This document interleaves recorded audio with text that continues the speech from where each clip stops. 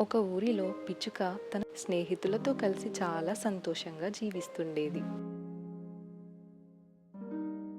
ఒకరోజు అది కూని రాగాలు తీస్తుంటే, హే పిచ్చుకమ్మ, నీ పాట చాలా మధురంగా ఉంది. ఆ, మన ఊరిలో పాటల పోటీ పెడితే పిచ్చుకమ్మకే మొదటి బహుమానం వస్తుంది అని తారా నీలి అంటాయి. ఇంతలో కాకి జంట వాటి వైపు వస్తాయి. అరే చెల్లి పిచ్చుక, నువ్వు పాటలు ఎంత బాగా పాడుతున్నావు, మాతో స్నేహం చేస్తావా అని అడుగుతాయి. అప్పుడు పిచ్చుకమ్మ, ఓ, నాతో స్నేహమా, ఎంత బాగుంది, తప్పకుండా చేస్తాను అని అంటుంది. కాకులతో స్నేహం చాలా ప్రమాదం, వాటి సరదా కోసం ఇతరులని కష్టాల్లో పడేస్తాయి అని తన స్నేహితులు హెచ్చరిస్తారు.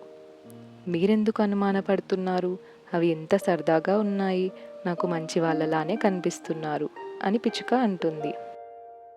ఒకరోజు పిచ్చుక ఇంటికి వెళ్తుంటే వర్షం కురుస్తుంది. రెక్కలన్నీ తడిచి ఎక్కడికి వెళ్ళాలో అర్థం కాని స్థితిలో ఉన్నప్పుడు కాకి వచ్చి, రా చెల్లి పిచ్చుక, మా ఇంటికి వెళ్దాం అని తీసుకెళ్తుంది. వాటి రెక్కలతో పిచ్చుకమ్మని తడవకుండా కాపాడుతాయి. మీరు ఎంత మంచి వాళ్ళు, నాకు చాలా సహాయం చేశారు అని పిచ్చుక కృతజ్ఞత తెలుపుతుంది. ఆపదలో ఉన్నవారిని ఆదుకోవడమే నిజమైన స్నేహం అని కాకులు పిచ్చుకమ్మకి మరింత నమ్మకం కుదురుస్తాయి. నీల, తార ఇంకా బాలు పిచ్చుకమ్మని గుర్తు చేసుకుంటూ ఇలా మాట్లాడతాయి. పిచ్చుకమ్మ నిన్న కాకులతో ఎంత సరదాగా ఉందో తెలుసా? అవును, నేను కూడా చూశాను. ఎప్పటికైనా పిచ్చుకమ్మకి నిజమైన స్నేహం విలువ తెలుస్తుంది.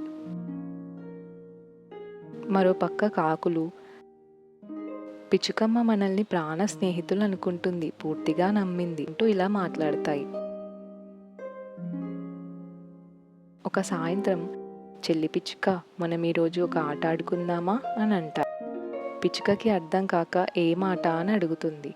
మాతో రా, నీకే తెలుస్తుంది అని పిచ్చుకని తీసుకొని బయలుదేరుతాయి.